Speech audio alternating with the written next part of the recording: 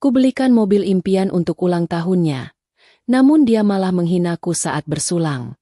Cinta tak bisa dibeli, katanya diiringi tawa keluarga. Kutinggalkan mereka tanpa kata.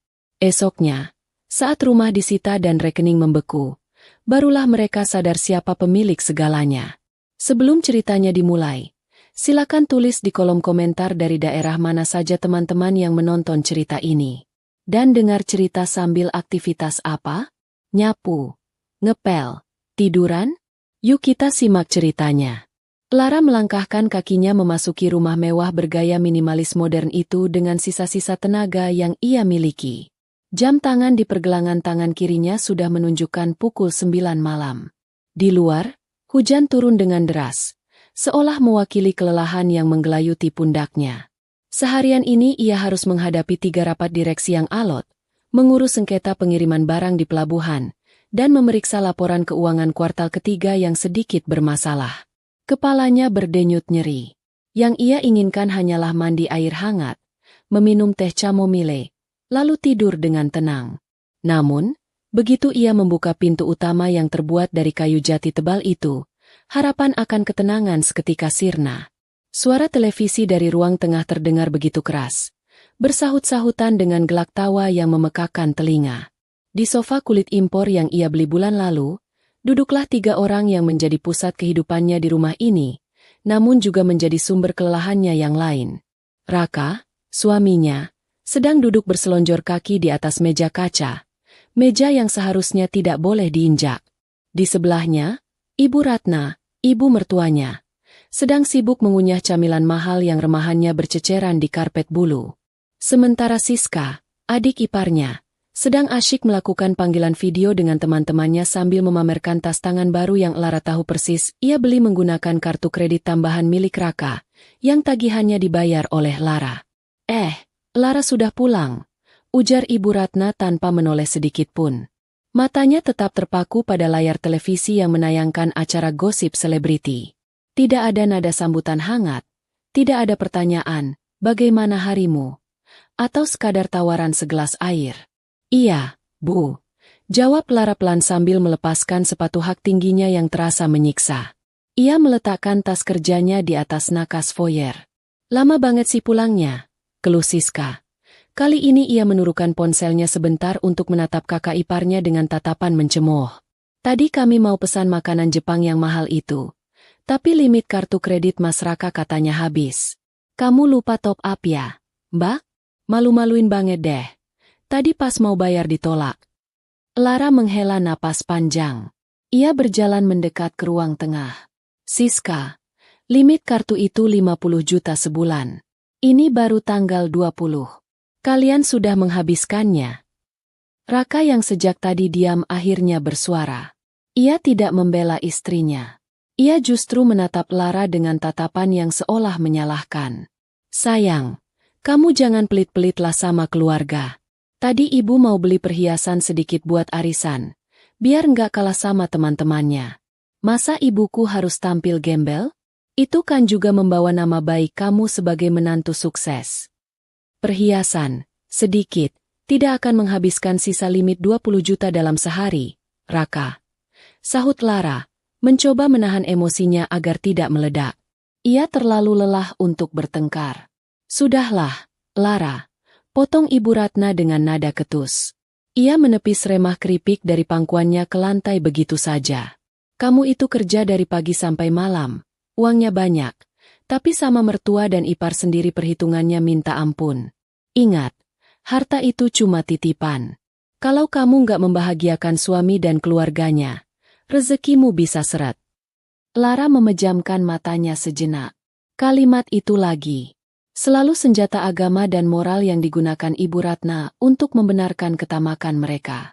Padahal, seluruh rumah ini, mobil-mobil di garasi, pakaian yang menempel di tubuh mereka, hingga makanan yang masuk ke perut mereka, semuanya berasal dari keringat Lara. Raka sudah tidak bekerja sejak 3 tahun lalu dengan alasan ingin merintis bisnis yang tak pernah ada wujudnya. Aku mau mandi dulu, kata Lara akhirnya. Memilih untuk mengalah. Ia tidak ingin memperpanjang perdebatan yang tidak akan pernah ia menangkan di rumah ini. Saat Lara hendak menaiki tangga menuju kamar utama di lantai 2, Raka beranjak dari sofa dan mengejarnya. Langkah kakinya terdengar terburu-buru. "Sayang, tunggu," panggil Raka. Nada suaranya berubah drastis. Dari yang tadi dingin dan menyalahkan, kini menjadi lembut dan penuh bujuk rayu. Lara berhenti di anak tangga ketiga dan berbalik. "Ada apa lagi, Mas?" Raka tersenyum manis. Senyum yang dulunya membuat Lara jatuh cinta, namun kini perlahan mulai terasa palsu. Raka meraih tangan Lara dan menciumnya sekilas. "Kamu capek ya? Maaf ya soal tadi. Ibu sama Siska cuma lagi bad mood aja." Lara hanya menatap datar. Ia tahu pola ini. Raka selalu menjadi penengah yang manis ketika ia menginginkan sesuatu. "Langsung saja, Mas. Kamu mau apa?" tanya Lara Tutpen. Raka tertawa kecil, mencoba mencairkan suasana. "Ah, kamu ini, istriku yang paling peka. Gini, sayang, minggu depan kan ulang tahunku. Kamu ingat kan?" "Ingat. Terus?" "Teman-teman klub mobilku, mereka semua baru ganti unit. Si Doni baru ambil Porsche. Si Reza ambil Mustang. Nah, aku kan ketuanya. Sayang, masa ketuanya masih pakai sedan tahun lalu? Aku jadi bahan omongan terus. Rasanya harga diriku sebagai suami pengusaha sukses jadi terinjak-injak." Lara menatap suaminya tak percaya. "Mas, sedan yang kamu pakai itu harganya hampir 1 miliar dan baru kita beli tahun lalu. Itu masih sangat bagus." "Iya, tapi itu bukan mobil sport, Lara. Itu mobil bapak-bapak." Raka mulai merengek seperti anak kecil. Nada suaranya sedikit meninggi.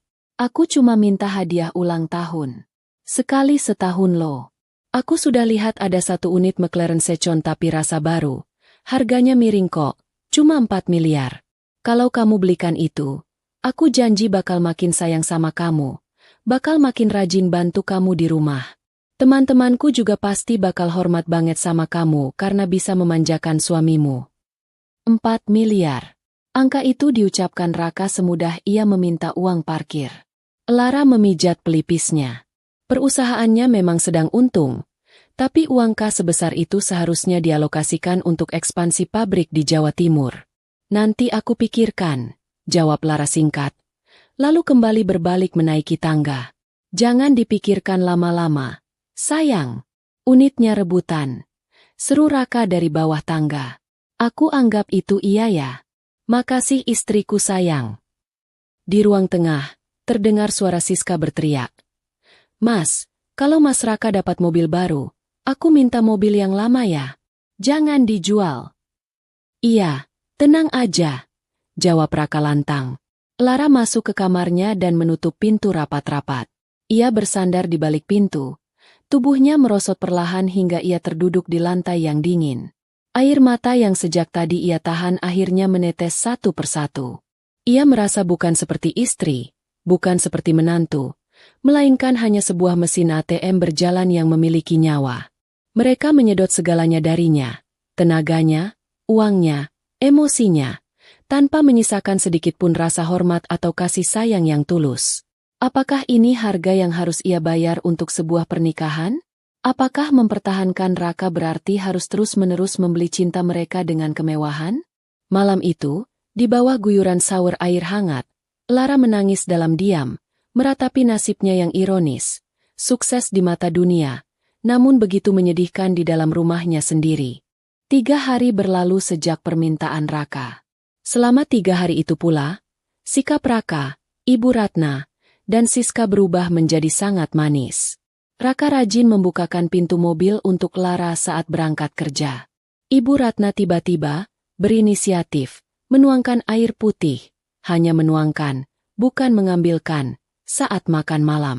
Siska berhenti menyindir soal uang belanja, meski tatapan matanya tetap liar menelusuri katalog belanja online di ponselnya. Lara tahu, semua kebaikan ini palsu. Semua ini hanya demi mobil sport seharga 4 miliar itu. Namun, jauh di lubuk hatinya yang paling dalam, Lara masih menyimpan secercah harapan naif. Harapan seorang istri yang ingin percaya bahwa suaminya masih bisa berubah. Bahwa jika ia memberikan apa yang Raka impikan, mungkin, hanya mungkin, Raka akan benar-benar melihat pengorbanannya dan kembali menjadi pria penyayang seperti di awal pernikahan mereka dulu. Siang itu, di tengah jam istirahat kantornya, Lara memutuskan untuk mengunjungi showroom mobil mewah importir umum yang disebutkan Raka. Ia mengenakan blazer kerjanya yang rapi, berjalan dengan wibawa seorang pemimpin perusahaan. Salesman di sana langsung menyambutnya dengan ramah, mengenali sosok Lara sebagai pengusaha ternama. Unit yang diminta Pak Raka sudah kami siapkan, Bu Lara. Kondisinya istimewa, ujar sang salesman sambil menunjuk sebuah mobil sport berwarna merah menyala yang berkilauan di bawah lampu sorot showroom. Lara menatap mobil itu. Indah, gagah, dan arogan. Sangat cocok dengan apa yang diinginkan Raka. Baik, saya ambil, kata Lara. Tangannya sedikit gemetar saat mengeluarkan buku cek. Tapi tolong, surat-suratnya dan fakturnya jangan diantar ke rumah. Kirim ke kantor saya saja. Dan satu lagi, pastikan ini atas nama perusahaan, PT Lara Sentosa, bukan nama pribadi suami saya. Siap, Bu. Untuk keperluan aset perusahaannya, Bu? Mengerti. Jawab salesman itu sigap. Setelah menandatangani dokumen pembayaran uang muka yang sangat besar dan mengatur pelunasan, Lara keluar dari showroom. Ada perasaan campur aduk di dadanya.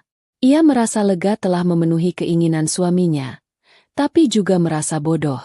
Ia tahu ia sedang membeli perhatian, bukan cinta. Tapi ia memutuskan ini adalah kesempatan terakhir. Jika setelah ini Raka masih tidak berubah, maka Lara tahu apa yang harus ia lakukan. Sore harinya, Lara pulang lebih awal dari biasanya. Ia ingin memberi kejutan kecil dengan memasak makan malam, sesuatu yang jarang bisa ia lakukan karena kesibukannya. Ia masuk rumah dengan senyum tipis. Rumah sepi. Mungkin Ibu Ratna dan Siska sedang ke mall, dan Raka entah kemana. Lara masuk ke kamar tidur utama untuk mengganti pakaian. Di sana, di atas meja rias, tergeletak iPad milik Raka yang layarnya menyala. Sepertinya Raka lupa mematikannya atau membawanya pergi. Lara biasanya sangat menghargai privasi dan tidak pernah mengecek gawai suaminya. Namun, sebuah notifikasi pop-up dari aplikasi pesan instan muncul di layar yang terkunci itu, menarik perhatiannya. Notifikasi itu berbunyi, grup WhatsApp, Koalisi Suami Pintar. Pesan dari Doni. Gimana Kak? Jadi cair tuh mobil baru? Istri lo beneran mau beliin? Jantung Lara berdegup kencang. Ia tahu password iPad itu, tanggal pernikahan mereka. Dengan tangan gemetar, ia membuka kunci layar dan masuk ke aplikasi pesan. Apa yang ia baca selanjutnya membuat darahnya seolah berhenti mengalir. Chat Raka. Aman, bro. Si sapi perah itu udah gue bujuk-bujuk 3 hari ini. Gue acting jadi suami teladan. Pijitin kakinya dikit, dia langsung luluh. Gampang banget dibegoinnya. Chat Reza. Gila lu, Ka. Istri spek dewa kayak gitu dibilang sapi perah. Hati-hati kualat lu. Chat Raka. Halah, spek dewa apanya? Di rumah tuh dia ngebosenin banget. Mukanya capek mulu. Nggak ada gairahnya. Kalau bukan karena duitnya yang nggak habis-habis, udah gue tendang dari dulu. Gue cuma butuh fasilitasnya. Bro, cintanya MAH. Ya bisa dicari di luar lah nanti kalau mobil udah di tangan. Hahaha. Chat Raka. Lagian dia naif banget. Dia pikir gue bakal hormat sama dia kalau dia beliin barang? Gue justru makin ngerasa di atas angin. Perempuan kayak Lara itu emang kodratnya diperas sampai kering. Lara merasa mual. Ia harus berpegangan pada pinggiran meja rias agar tidak jatuh. Seluruh tubuhnya dingin. Tapi kepalanya terasa panas luar biasa. Air matanya tidak keluar. Rasa sakit yang ia rasakan begitu dalam hingga melampaui fase tangisan. Ini bukan sekadar sakit hati. Ini adalah penghancuran total atas martabatnya sebagai seorang wanita dan seorang istri. Selama ini, ia bekerja keras, menahan lelah, menahan hinaan dari mertua dan ipar, semua demi laki-laki ini. Dan ini balasan yang ia terima? Disebut sapi perah? Ditertawakan karena kenaifannya? Rencana Raka untuk mencari wanita lain setelah mendapatkan mobil? Tiba-tiba, terdengar suara mobil Raka memasuki garasi. Lara dengan cepat menutup aplikasi itu, mengembalikan posisi iPad persis seperti semula, dan mengatur napasnya. Wajah Lara yang tadinya sendu dan penuh harap, kini berubah mengeras. Tatapan matanya yang hangat berubah menjadi sedingin es kutub. Senyum tipis yang tadi ia bawa pulang telah lenyap, digantikan oleh garis rahang yang tegas menahan amarah. Ia tidak akan melabrak Raka sekarang. Itu terlalu mudah. Itu terlalu emosional. Raka dan keluarganya menyukai drama, dan Lara tidak akan memberikan mereka kepuasan melihatnya histeris. Lara adalah seorang pebisnis ulung. Ia terbiasa menyusun strategi, menghitung risiko, dan melakukan eksekusi yang mematikan pada saat yang paling tepat. Lara mengambil ponselnya sendiri, lalu berjalan ke balkon kamar mandi yang tertutup. Ia menekan nomor kontak yang tersimpan dengan nama Pak Haryo, lawyer korporat. "Halo, Pak Haryo." Suara Lara terdengar tenang, namun mengandung ketegasan yang mengerikan. "Selamat sore, Bu Lara. Ada yang bisa saya bantu?" Tumben menelepon sore-sore. Jawab suara berwibawa di seberang sana. "Pak, tolong siapkan berkas gugatan cerai. Saya ingin ini diproses secepat mungkin dan serahasia mungkin," kata Lara tanpa basa-basi. Hening sejenak di seberang sana. Pak Haryo jelas terkejut. "Anda yakin, Bu? Bukankah minggu depan suami Ibu ulang tahun?" "Sangat yakin. Justru itu momennya, Pak. Selain itu, tolong Pak Haryo audit semua aset yang dipakai Raka dan keluarganya. Yang statusnya pinjam pakai atas nama perusahaan. Siapkan surat penarikannya. Bekukan kartu kredit tambahan lusa malam, tepat pukul 9. Dan satu lagi, mobil sport yang baru saya pesan fakturnya tadi siang. Pastikan Leasing dan tim eksekusi siap standby lusa malam juga." "Baik, Bu Lara. Saya mengerti arahnya. Kami akan siapkan semuanya. Apakah Ibu perlu perlindungan fisik?" "Tidak perlu sekarang. Tapi lusa malam, saya minta tim keamanan kantor yang biasa mengawal pengiriman uang tunai untuk standby di sekitar restoran The Grand. Saya akan kirim detail lokasinya." "Siap laksanakan, Bu." Sambungan telepon terputus. Lara menatap pantulan dirinya di cermin kamar mandi. Ia melihat seorang wanita yang baru saja terbangun dari mimpi buruk yang panjang. Rasa cintanya pada Raka belum hilang sepenuhnya, tapi rasa hormatnya pada diri sendiri jauh lebih besar. Pintu kamar terbuka. Raka masuk dengan wajah ceria, tidak menyadari bahwa badai besar sedang bersiap untuk menghancurkan hidupnya. "Sayang, aku pulang." "Wah, kamu sudah di rumah?" seru Raka sambil merentangkan tangan minta dipeluk. Lara berbalik, memasang topeng terbaiknya, topeng ketenangan yang menipu. Ia tersenyum, tapi senyum itu tidak mencapai matanya. "Iya, Mas. Aku pulang cepat. Ada yang harus kupersiapkan untuk ulang tahunmu." "Wah, serius? Kamu memang istri terbaik." Raka memeluk Lara. Lara membiarkan tubuhnya dipeluk, meski kulitnya merinding jijik bersentuhan dengan pria yang baru saja ia ketahui isi kepalanya. "Nikmatilah pelukan ini, Raka," batin Lara. "Karena ini adalah pelukan terakhir dari sapi perah yang akan menendangmu ke jalanan." Malam itu, restoran The Grand, salah satu restoran fine dining paling eksklusif di ibu kota, terlihat lebih gemerlap dari biasanya. Di salah satu ruang privat VIP yang berdinding kaca dengan pemandangan cakrawala kota, keluarga kecil Lara sudah berkumpul. Lara telah memesan ruangan ini khusus untuk merayakan ulang tahun Raka yang ke-30. Lara tampil memukau malam itu. Ia mengenakan gaun malam berwarna navy blue berbahan sutra yang membalut tubuh rampingnya dengan elegan. Rambutnya disanggul modern, memperlihatkan leher jenjangnya yang dihiasi kalung berlian sederhana namun berkelas. Namun, jika diperhatikan lebih jeli, ada yang berbeda dari sorot matanya. Tidak ada kehangatan cinta yang biasanya memancar saat ia menatap suaminya. Tatapannya kini tenang, dalam, dan misterius, seperti permukaan danau yang menyimpan pusaran air mematikan di dasarnya. Di sisi lain meja bundar marmer itu, Raka duduk bak seorang raja. Ia mengenakan setelan jas baru, tentu saja dibeli dengan kartu kredit Lara, yang membuatnya tampak gagah. Di sampingnya, Ibu Ratna dan Siska tak kalah heboh. Ibu Ratna mengenakan kebaya modern yang penuh payet berkilauan, sementara Siska sibuk bersuah foto dengan latar belakang city light, memamerkan lokasi restoran mahal itu di Instagram story-nya. Mbak Lara, ini menunya bahasa Prancis semua. Aku nggak ngerti. Pesan yang paling mahal aja deh. Pokoknya yang ada daging wagyunya. Celetuk Siska tanpa mengalihkan pandangan dari ponselnya. Pesan saja apa yang kamu mau, Siska. Malam ini, nikmatilah sepuasnya. Jawab Lara lembut. Namun ada nada dingin yang tersamar dalam suaranya. Raka tertawa renyah. Duh, adikku ini kampungan banget sih. Tapi nggak apa-apa. Kan ada Mbak Lara yang bayar. Istriku ini kan sumber dana tak terbatas. Ia mengedipkan mata pada Lara. Sebuah gestur yang dulu dianggap Lara genit dan lucu, tapi kini tampak menjijikan. Makanan demi makanan mewah mulai berdatangan. Escargot, foie gras, hingga wagyu A5 tersaji di meja.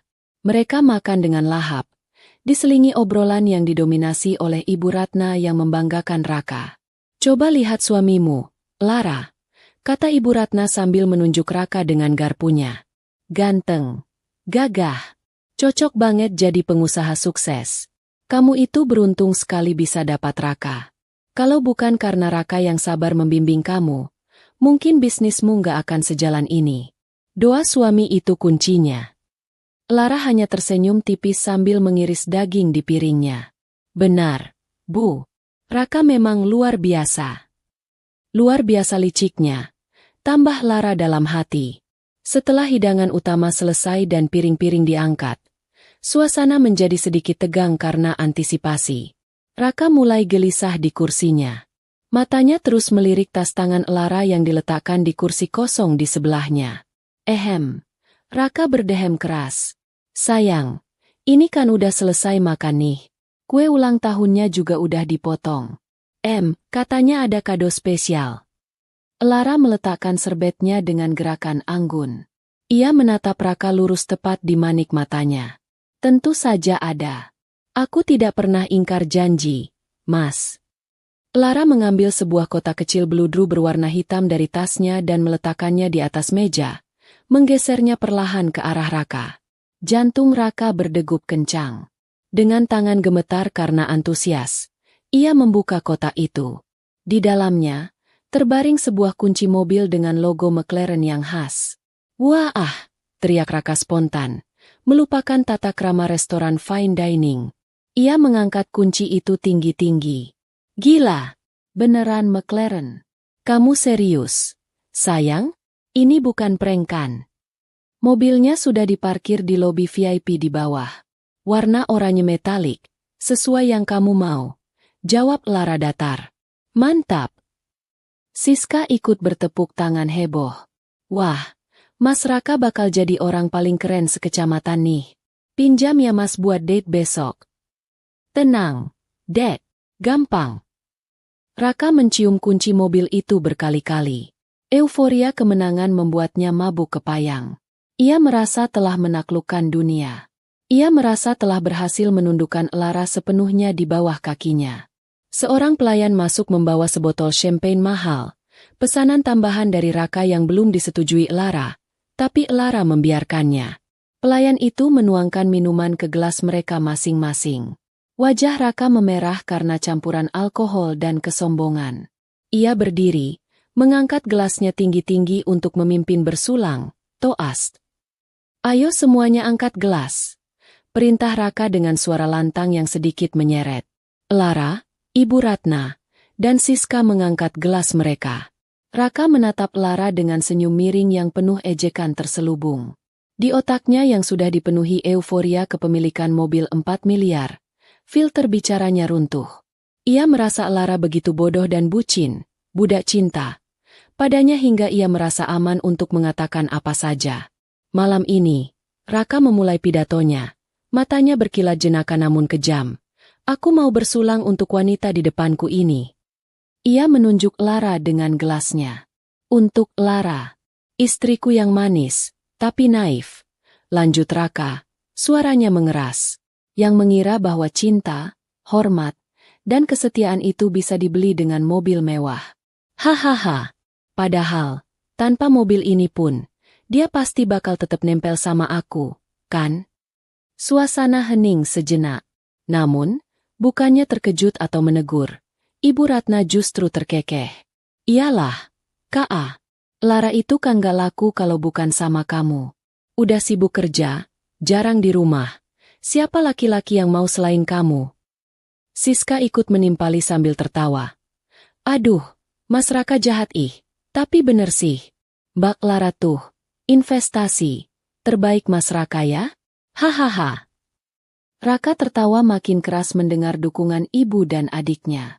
Ia merasa di atas angin. Benar. Jadi, bersulang untuk sapi perah, kesayanganku yang malam ini ngasih kado termahal. Cheers. Ting. Raka, Ibu Ratna, dan Siska mendentingkan gelas mereka dengan riuh.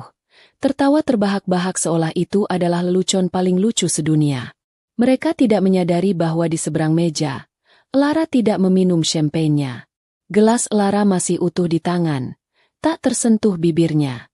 Tawa mereka menggema di ruangan itu, sebuah simfoni keserakahan dan penghinaan yang menyayat hati. Namun bagi Lara, tawa itu adalah lonceng penanda dimulainya perang. Tawa Raka dan keluarganya perlahan mereda ketika mereka menyadari Lara tidak ikut tertawa. Ruangan itu perlahan diselimuti keheningan yang tidak nyaman. Namun, keheningan itu bukan datang dari rasa bersalah mereka, melainkan dari aura yang tiba-tiba memancar dari sosok Lara. Lara tidak menangis. Tidak ada air mata yang mengalir di pipinya seperti yang mungkin diharapkan Raka sebagai reaksi, istri yang terluka. Tidak ada teriakan marah. Tidak ada gelas yang dibanting, tidak ada drama. Lara hanya tersenyum. Sebuah senyuman tipis, asimetris, dan sangat dingin. Ia meletakkan gelas champagne-nya kembali ke meja dengan sangat perlahan, tanpa menimbulkan suara sedikit pun. Gerakannya begitu tenang, namun setiap detiknya terasa mencekam. Lara menatap mereka satu persatu. Ia menatap Ibu Ratna, wanita tua yang selalu ia hormati dan penuhi segala kebutuhan obat serta gaya hidupnya, yang kini menatapnya dengan sisa tawa yang canggung. Ia menatap Siska, adik ipar yang kuliahnya ia biayai penuh hingga lulus dan kini masih ia beri uang saku bulanan, yang kini menunduk pura-pura sibuk dengan ponsel. Terakhir, ia menatap Raka, suaminya, laki-laki yang pernah ia cintai sepenuh hati.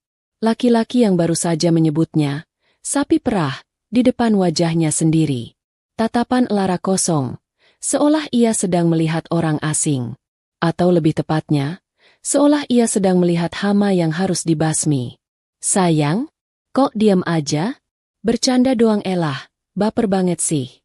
Ujar Raka memecah keheningan dengan nada meremehkan, mencoba menutupi kegugupannya yang tiba-tiba muncul. Minum dong, kan lagi pesta. Lara tidak menjawab. Ia berdiri dari kursinya dengan anggun. Ia merapikan sedikit lipatan di gaunnya, lalu mengambil tas tangannya. Mau kemana? Tanya Ibu Ratna dengan nada ketus. Suami lagi ngomong kok malah berdiri. Nggak sopan kamu ya? Lara masih membisu. Ia berbalik badan, memunggungi mereka. Langkah kakinya yang mengenakan sepatu hak tinggi terdengar tak berirama di atas lantai marmer. Tegas dan mantap menuju pintu keluar. Lara. Raka mulai emosi karena merasa diabaikan. Ia merasa harga dirinya tercoreng. Aku lagi ngomong sama kamu. Kamu mau kemana? Jangan bikin malu aku di sini ya, keluar main nyelonong aja. Lara berhenti tepat di depan pintu kaca. Ia tidak menoleh. Ia hanya diam selama 3 detik. Seolah menikmati detik-detik terakhir Raka memiliki kuasa untuk meneriakinya. Kemudian, ia mendorong pintu itu dan melangkah keluar, meninggalkan ruangan privat itu. Dasar perempuan drama. Biarin aja, Bu.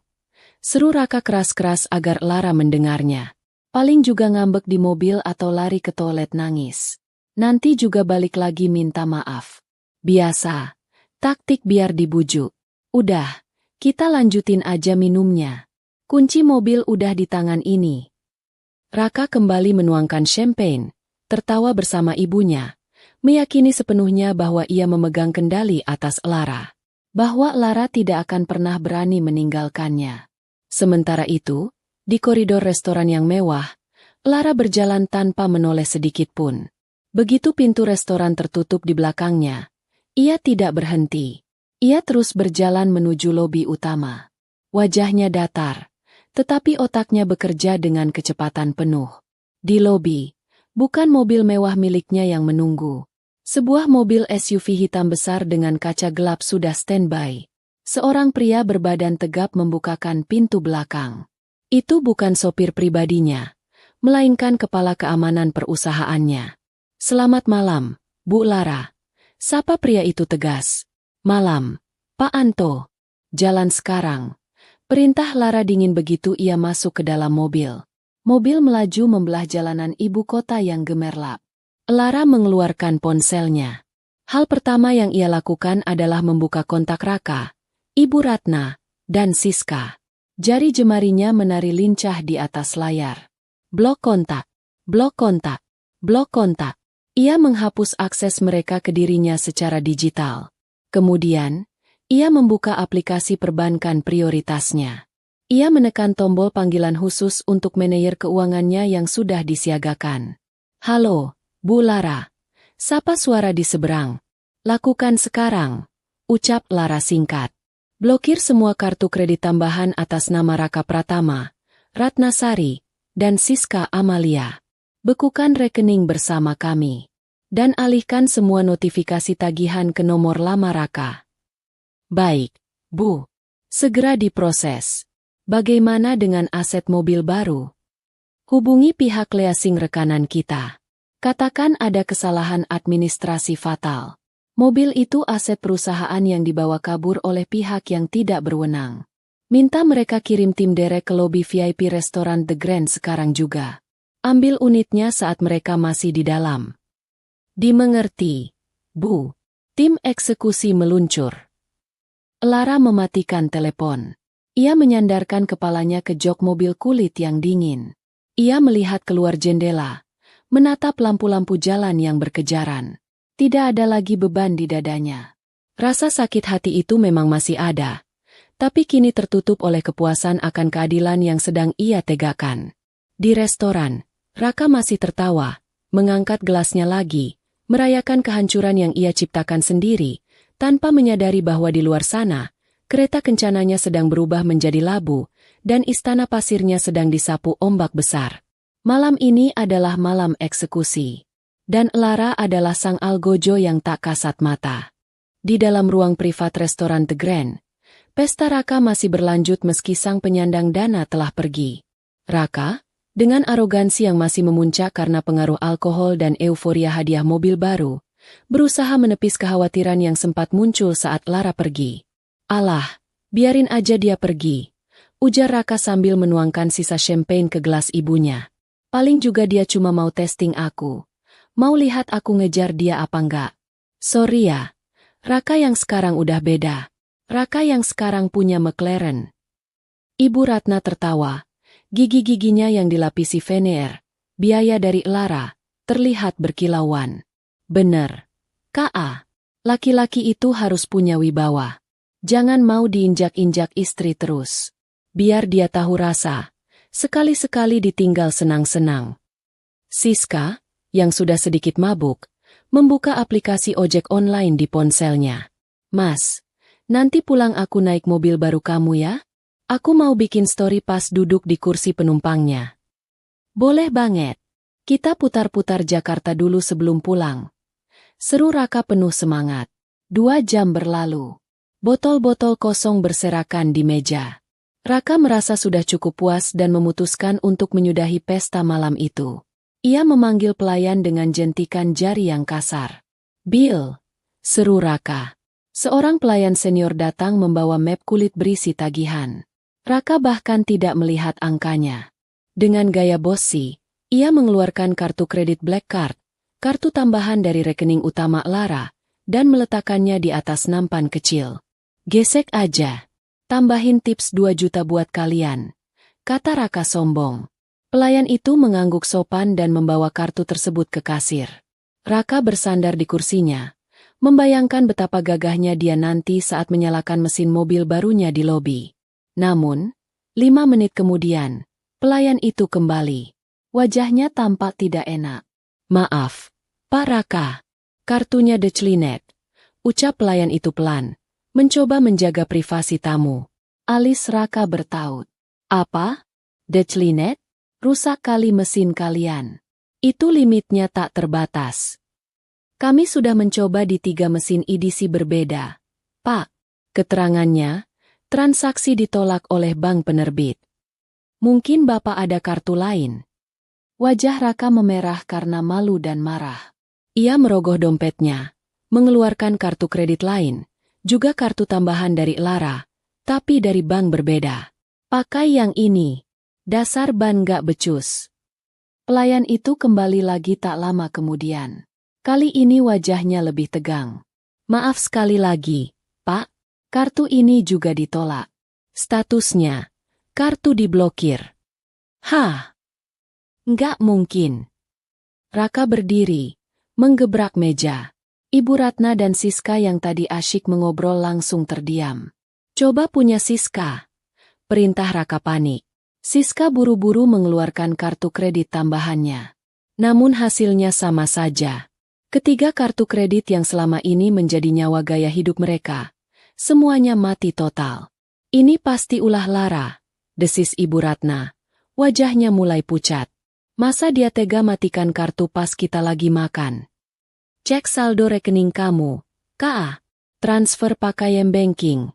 Perintah Ibu Ratna. Raka dengan tangan gemetar membuka aplikasi mobile banking di ponselnya. Saat ia mencoba login, muncul notifikasi merah di layar. Akun Anda sedang ditangguhkan. Silakan hubungi kantor cabang terdekat. Sialan, umpat Raka. Keringat dingin mulai mengucur di pelipisnya. Tagihan makan malam ini mencapai 25 juta rupiah. Pak, mohon segera diselesaikan pembayarannya, kata manajer restoran yang kini ikut turun tangan, berdiri di samping pelayan dengan tatapan yang tidak lagi ramah. Atau kami terpaksa memanggil keamanan. Keadaan berbalik 180 derajat. Raka yang tadi merasa seperti raja, kini merasa seperti pencuri yang tertangkap basah. Dengan tangan gemetar dan harga diri yang hancur lebur, Raka terpaksa menguras isi dompet pribadinya. Ia mengeluarkan uang tunai yang seharusnya ia gunakan untuk judi bola, lalu meminta Ibu Ratna dan Siska mengeluarkan semua uang cash yang mereka bawa. Mereka menghitung lembar demi lembar uang kumal di atas meja marmer mewah itu, ditonton oleh pelayan restoran dengan tatapan iba bercampur jijik. Kurang 300.000, Mas, bisik Siska ketakutan. Raka terpaksa meninggalkan jam tangan mahalnya sebagai jaminan sementara. Ini Rolex asli. Harganya 100 juta. Besok saya tebus. Bentak Raka pada manajer restoran, mencoba menutupi rasa malunya dengan amarah. Mereka berjalan keluar dari restoran dengan langkah terburu-buru. Tidak ada lagi tawa, tidak ada lagi kepala tegak. Sementara itu, di sebuah rumah mewah di kawasan elit Pondok Indah, Lara sedang duduk di ruang kerjanya. Di hadapannya, layar monitor menampilkan CCTV gerbang utama dan pintu masuk rumah. Sudah selesai, Pak? Tanya Lara melalui telepon. Sudah, Bu. Jawab kepala teknisi keamanan yang ia panggil darurat malam itu. Semua kode akses digital pintu utama, pintu garasi, dan gerbang pagar sudah diubah. Sidik jari Pak Raka dan keluarga sudah dihapus dari sistem. Kunci manual juga sudah kami ganti silindernya.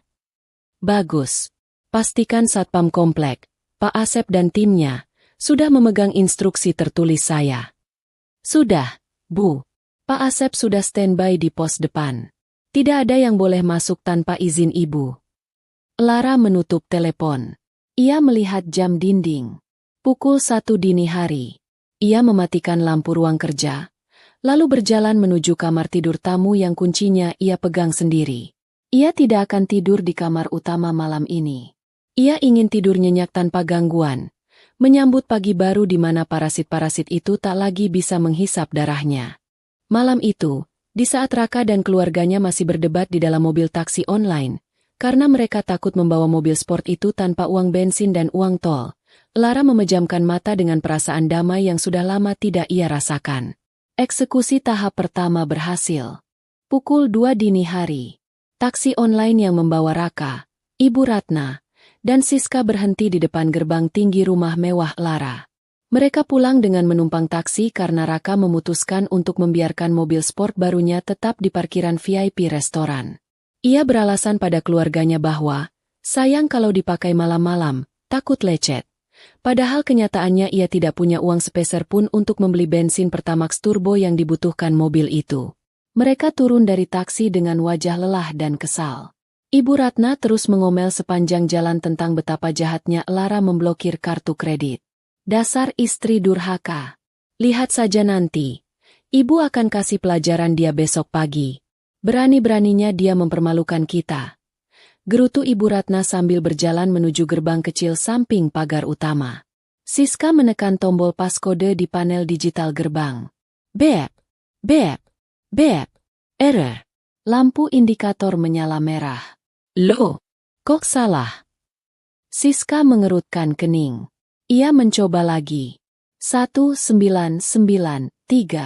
Tanggal lahir Mas Raka kan? Beep, beep, beep. Akses denied. Kamu ini mabuk ya? Masa kode rumah sendiri lupa? Bentak Raka. Ia mendorong adiknya minggir dan menekan tombol itu sendiri dengan kasar. Hasilnya sama. Pintu tidak terbuka. Raka mencoba menempelkan jempolnya ke pemindai sidik jari. Fingerprint not recognized. Sialan. Rusak ini alatnya. Raka menendang pagar besi itu dengan keras hingga menimbulkan suara gaduh di tengah keheningan malam komplek elit tersebut. Lara! Buka pintunya. Lara! Teriak Raka. Tiba-tiba, lampu sorot dari pos satpam menyala, menyorot wajah mereka bertiga yang silau kepanasan. Pak Asep, kepala keamanan komplek yang biasanya selalu hormat dan sering disuruh-suruh seenaknya oleh Raka, keluar dari pos dengan seragam lengkap dan tongkat pentungan di pinggang. Namun kali ini, wajah Pak Asep tidak ramah seperti biasanya. Wajahnya datar dan tegas. Malam, Pak Raka. Mohon jangan teriak-teriak, mengganggu warga lain. Tegur Pak Asep datar. Asep, ini pintu rumah saya rusak. Kamu punya kunci cadangan kan? Buka sekarang. Saya mau masuk. Perintah Raka dengan nada tinggi, seolah Pak Asep adalah bawahan pribadinya. Pak Asep menggeleng pelan. Ia berdiri di balik gerbang komplek, tidak membukakan portal untuk mereka masuk lebih dalam ke area driveway. Maaf, Pak Raka, saya tidak bisa membukakan pintu. Ini perintah langsung dari pemilik rumah, Ibu Lara. Maksud kamu apa? Saya ini suaminya. Saya juga pemilik rumah ini. Raka maju mendekat, mencengkeram jeruji pagar. Secara sertifikat dan hukum, rumah ini 100% atas nama Ibu Lara, Pak. Tadi sore Ibu Lara memberikan instruksi tegas. Mulai malam ini, Bapak Raka, Ibu Ratna, dan Mbak Siska tidak diperbolehkan masuk ke area properti ini. Status Bapak sekarang adalah orang asing. Kurang ajar, teriak Ibu Ratna histeris. Saya ini mertuanya. Berani-beraninya satpam rendahan kayak kamu ngusir kami. Saya pecat kamu besok. Silakan saja, Bu. Tapi yang menggaji saya bukan Ibu, melainkan iuran warga yang dibayar oleh Ibu Lara. Jawab Pak Asep tenang. Barang-barang pribadi Bapak dan Ibu sudah dikemas oleh asisten rumah tangga dan ditaruh di pos satpam depan komplek. Silakan diambil di sana. Raka terdiam. Otaknya berusaha memproses situasi ini. Ia benar-benar diusir? Malam ini juga? Tunggu, Sep. Kamu jangan main-main sama saya. Suara Raka mulai bergetar. Campuran antara amarah dan ketakutan. Kamu tahu kan saya baru beli mobil sport? McLaren. 4 miliar. Saya ini orang kaya. Asep, kalau kamu macam-macam, saya bisa bikin hidup kamu susah. Raka berusaha menggunakan satu-satunya senjata yang ia pikir masih ia miliki. Status sosial palsunya. Tepat saat Raka membual tentang mobilnya, Sebuah truk derek besar berwarna kuning dengan lampu rotator menyala perlahan mendekat ke arah gerbang. Di belakang truk itu, terlihat mobil McLaren oranye milik Raka. Mobil yang ia banggakan tadi malam, sedang terikat kencang di atas bak derek. Mata Raka terbelalak. Jantungnya seolah berhenti berdetak.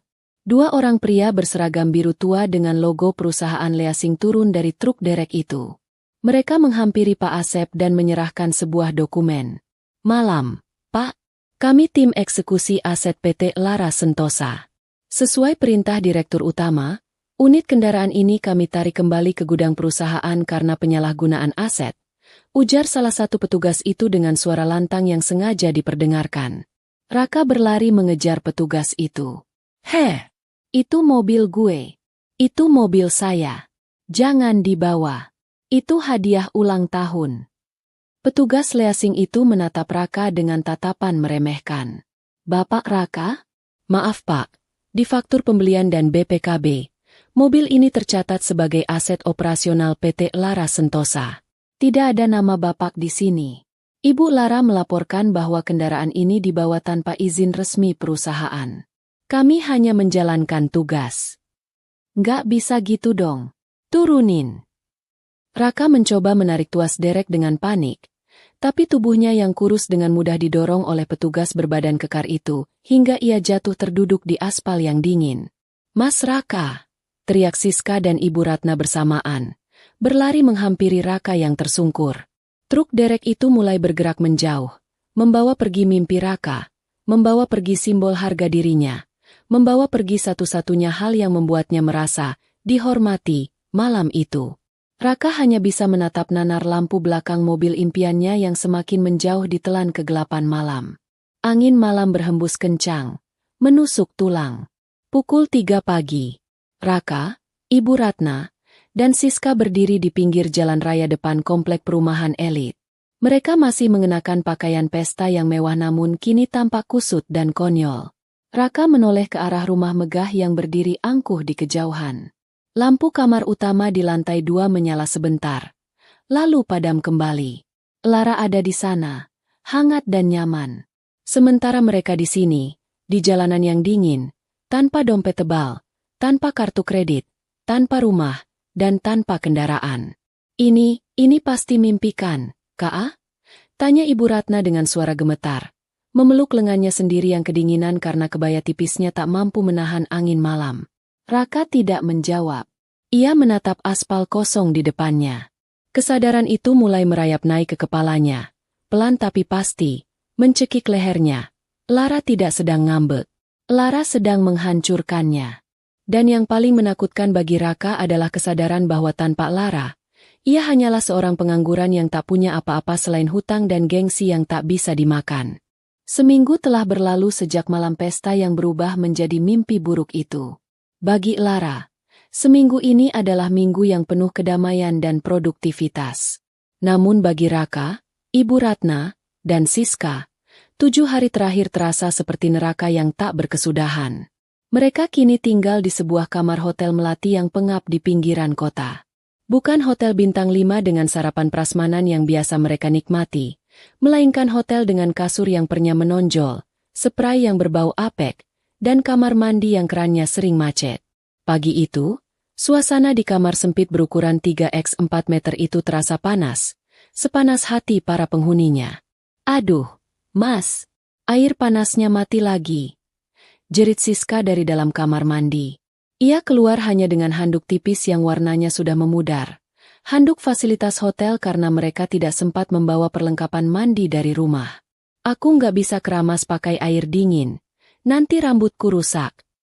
Raka yang sedang duduk di tepi kasur sambil memijat kepalanya yang pening, langsung membentak. Diam bisa nggak sih, Dek? Rambut rusak itu masalah sepele. Kita ini mau makan apa nanti siang? Itu yang harus dipikirin. Ibu Ratna yang duduk di kursi plastik satu-satunya di kamar itu menatap putranya dengan pandangan tajam. Wajahnya yang biasa dipoles perawatan mahal kini terlihat kusam. Kerutan-kerutan tua mulai terlihat jelas tanpa makeup tebal yang biasa menutupinya. Kamu bilang mau jual jam tangan Rolex kamu itu. Kak? Mana uangnya? Tagih Ibu Ratna ketus. Raka menunduk, menghindari tatapan ibunya. Udah aku jual kemarin di pasar Loak Jatinegara, Bu. Laku berapa? 100 juta? 50 juta? Mata Siska berbinar penuh harap. 2 juta. Gumam Raka pelan. Apa? Ibu Ratna dan Siska berteriak bersamaan. 2 juta. Kamu gila ya, Mas? Itu Rolex. Siska histeris. Itu Rolex grade A. Siska. Palsu. Bukan yang asli. Raka akhirnya mengaku dengan nada frustrasi. Selama ini aku bohong bilang itu asli biar kalian bangga. Toko emas nggak ada yang mau terima tanpa surat. Akhirnya cuma ditawar segitu sama calo jam bekas. Ibu Ratna memegang dadanya, seolah mau serangan jantung. Ya Tuhan, punya anak laki-laki satu kok nggak bisa diandalkan. Terus 2 jutanya mana? Habis buat bayar perpanjangan sewa hotel ini 3 hari ke depan sama beli rokok. Jawab Raka lirih. Keheningan yang mencekam menyelimuti ruangan itu. Realita menghantam mereka dengan keras. Tanpa kartu kredit Lara, tanpa fasilitas Lara, mereka hanyalah orang-orang biasa yang tidak punya keterampilan bertahan hidup. Siska mencoba menjual tas-tas brandednya, tapi ternyata sertifikat keasliannya tertinggal di rumah Lara, sehingga harganya jatuh drastis. Kita nggak bisa begini terus, kata Ibu Ratna tiba-tiba berdiri. Kita harus labrak Lara. Dia nggak berhak menahan barang-barang kita. Baju-baju ibu, perhiasan ibu yang ada di brankas kamar, itu hak ibu. Kita ke kantornya sekarang. Tapi kita nggak punya ongkos buat naik taksi ke pusat kota. Bu, keluh Siska. Naik busway. Masa gitu aja nggak bisa mikir? Bentak Ibu Ratna. Siang harinya, dengan penampilan yang jauh dari kata sosialita, baju kusut karena dicuci sendiri di wastafel hotel dan tidak disetrika, mereka tiba di gedung pencakar langit milik perusahaan Lara. Keringat bercucuran membasahi wajah mereka setelah berdesak-desakan di transportasi umum, sesuatu yang belum pernah mereka lakukan selama 5 tahun terakhir. Dengan langkah sok berkuasa, Raka memimpin ibu dan adiknya menuju meja resepsionis di lobi gedung yang megah dan sejuk itu. Saya mau ketemu Lara. Sekarang, kata Raka kasar kepada resepsionis wanita yang sedang bertugas. Resepsionis itu menatap Raka dari atas ke bawah, sedikit mengernyit melihat penampilan pria itu, namun tetap tersenyum profesional. Maaf, Bapak sudah buat janji. Saya suaminya. Ngapain bikin janji sama istri sendiri? Panggil dia turun atau saya yang naik. Raka mulai meninggikan suaranya, memancing perhatian beberapa karyawan yang lalu lalang. Maaf, Pak. Ibu Lara sedang rapat direksi dan memberikan instruksi khusus. Beliau tidak menerima tamu atas nama Bapak Raka dan keluarga. Jawab resepsionis itu tenang namun tegas. Kurang ajar. Ibu Ratna maju, menunjuk-nunjuk wajah resepsionis itu. Kamu nggak tahu siapa saya? Saya mertuanya. Minggir kamu, saya mau naik. Saat Ibu Ratna mencoba menerobos masuk menuju gerbang turnstile, 3 orang petugas keamanan berbadan tegap langsung menghadang langkah mereka. Di belakang petugas keamanan itu, muncul seorang pria parubaya mengenakan setelan jas abu-abu yang sangat rapi. Itu Pak Haryo, pengacara kepercayaan perusahaan Lara. Selamat siang, Bapak Raka, Ibu Ratna, Saudari Siska. Sapa Pak Haryo dengan nada datar dan dingin. Mohon jangan membuat keributan di lobi kantor. Ini area profesional. Haryo, bagus kamu keluar. Seru Raka. Bilang sama bos kamu itu, jangan jadi pengecut. Keluar dan hadapi saya. Saya mau bicara soal harta gono gini. Pak Haryo tersenyum tipis, senyum yang penuh belas kasihan namun merendahkan. Ia mengeluarkan sebuah amplop coklat tebal dari tas kerjanya. Bu Lara tidak perlu menemui Anda secara langsung. Semua komunikasi mulai saat ini akan melalui saya sebagai kuasa hukumnya. Ini, Pak Haryo menyodorkan amplop itu ke dada Raka, memaksanya menerimanya. Ini adalah surat gugatan cerai yang sudah didaftarkan ke pengadilan agama pagi ini. Tangan Raka gemetar memegang amplop itu. Cerai? Oke, fine. Saya terima cerainya. Tapi ingat, Saya minta setengah dari harta dia. Harta bersama. Pak Haryo tertawa kecil. Tawa yang sopan tapi menusuk. Harta bersama? Bapak Raka, sepertinya Anda lupa membaca perjanjian pranikah yang Anda tanda tangani dulu.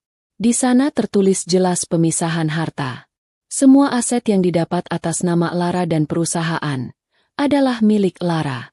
Dan selama menikah, Bapak tidak memiliki penghasilan atau kontribusi finansial apapun. Tapi. Raka gagap. Oh, satu lagi. Potong Pak Haryo. Ia mengeluarkan satu dokumen lagi. Ini adalah audit keuangan yang kami lakukan terhadap pengeluaran Bapak selama 3 tahun terakhir menggunakan kartu kredit tambahan dan akses rekening yang sempat bocor. Pak Haryo membacakan isinya dengan lantang agar Ibu Ratna dan Siska juga mendengar. Total tagihan yang belum terbayar dan selama ini ditutupi oleh dana pribadi Bu Lara mencapai 3 miliar rupiah. Tapi yang menarik adalah rinciannya. Pak Raka. Pak Haryo menatap Raka tajam. Transfer ke situs judi online, Zeus 123.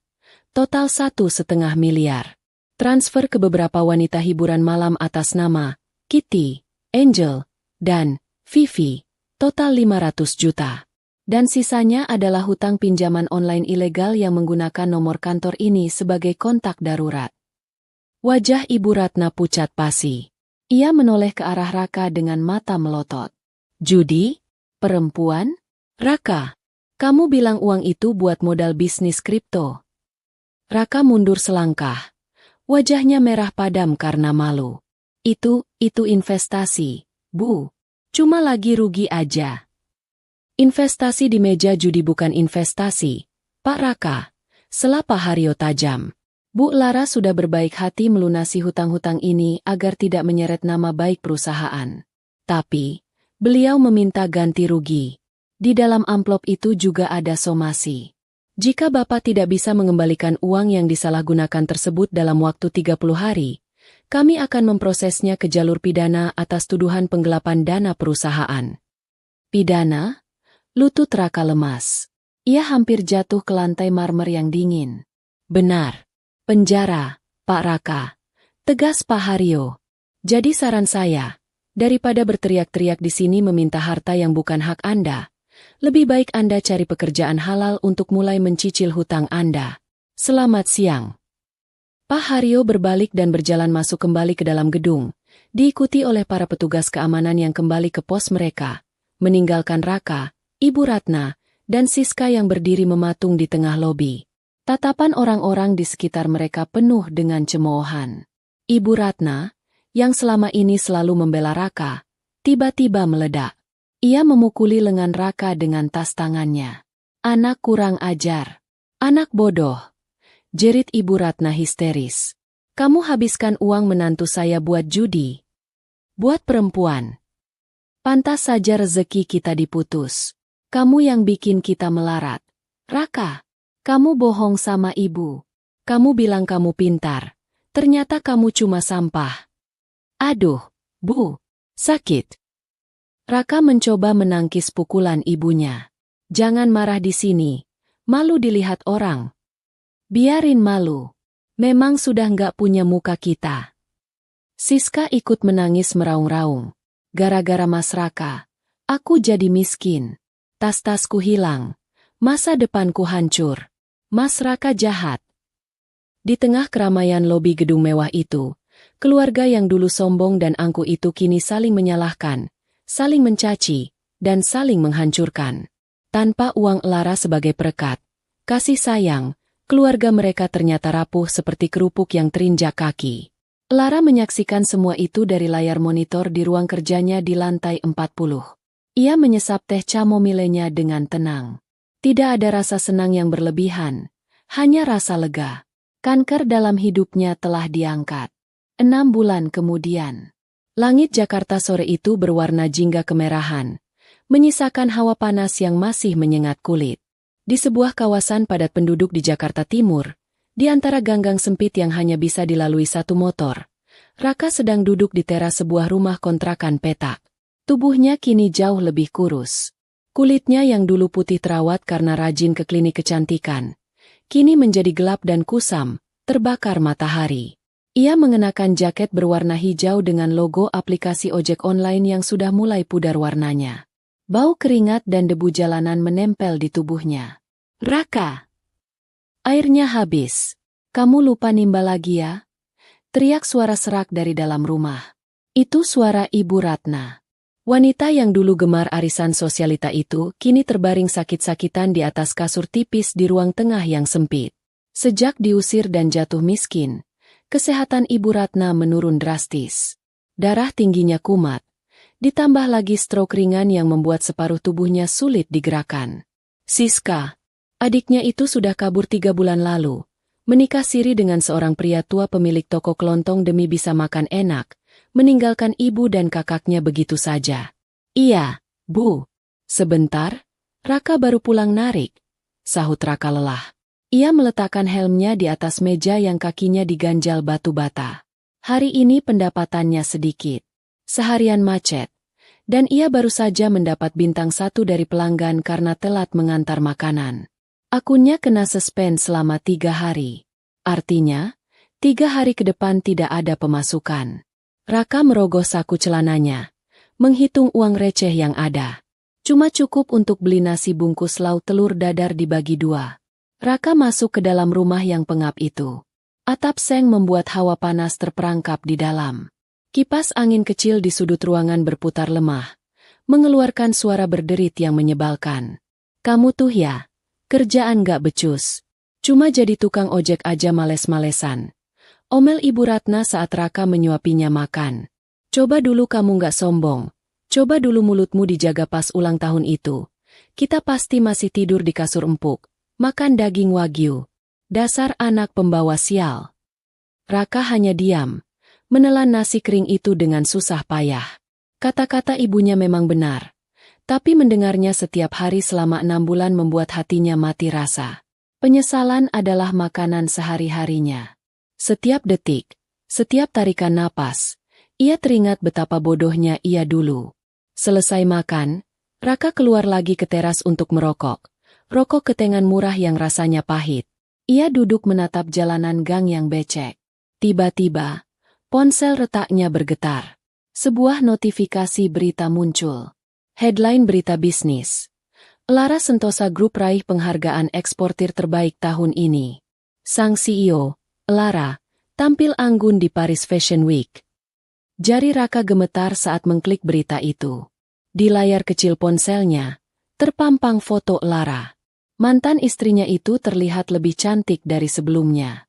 Wajahnya bersinar, tubuhnya bugar, dan senyum itu tulus dan bahagia. Ia berdiri di samping Menara Eiffel, mengenakan mantel musim dingin yang elegan. Tidak ada beban di matanya. Ia tampak seperti burung yang baru lepas dari sangkar besi, terbang tinggi menembus awan. Raka menzoom foto itu, menatap wajah wanita yang pernah ia sia-siakan. Wanita yang dulu rela bekerja keras demi membelikannya mobil, yang ia balas dengan sebutan, sapi perah. "Lara!" bisik Raka lirih. Air mata menetes di pipinya yang kotor. Tiba-tiba, suara deru mesin mobil mewah terdengar mendekat. Bukan di dalam gang sempit itu tentu saja, tapi di jalan raya utama di ujung gang yang terlihat dari tempat Raka duduk. Raka menoleh. Sebuah mobil sport berwarna oranye metalik melintas pelan di tengah kemacetan jalan raya. Itu McLaren. Persis sama dengan mobil yang pernah ia pegang kuncinya selama 2 jam. Di dalam mobil itu, terlihat seorang pria muda tertawa lepas bersama pasangannya. Mereka tampak bahagia, saling menghargai, menikmati hasil kerja keras mereka. Pemandangan itu memukul Raka telak di ulu hati. Ingatan malam itu kembali berputar di kepalanya seperti film rusak. Momen saat ia berdiri di restoran mewah, mengangkat gelas champagne, dan berkata dengan lantang, "Untuk istriku yang naif, yang mengira cinta dan hormat bisa dibeli dengan mobil mewah." Kata-kata itu kini berbalik menyerangnya, mencabik-cabik sisa harga dirinya. Ia menyadari satu hal yang sangat menyakitkan. Lara tidak pernah naif. Lara tulus. Yang naif adalah dirinya. Ia naif karena berpikir bahwa kesabaran seseorang tidak ada batasnya. Ia naif karena mengira ia bisa terus-menerus menginjak orang yang menopang hidupnya tanpa konsekuensi. Raka menatap gelas kopi plastik di tangannya yang berisi sisa ampas kopi hitam dingin. Ia mengangkat gelas itu sedikit ke arah jalan raya, ke arah bayangan mobil mewah yang sudah menghilang, dan ke arah foto Lara di ponselnya. Untuk diriku yang bodoh, bisik Raka pada angin sore yang berdebu, yang menukar berlian dengan batu kali. Di dalam rumah, Ibu Ratna kembali berteriak memanggil namanya, menyuruhnya memijat kakinya. Raka mematikan layar ponselnya, membuang puntung rokoknya ke tanah, dan melangkah masuk ke dalam kegelapan rumah kontrakannya, bersiap menjalani sisa hidupnya dalam penyesalan yang tak berujung. Itulah harga sebuah penghinaan. Sebuah toas termahal yang harus ia bayar dengan seluruh masa depannya. Tamat.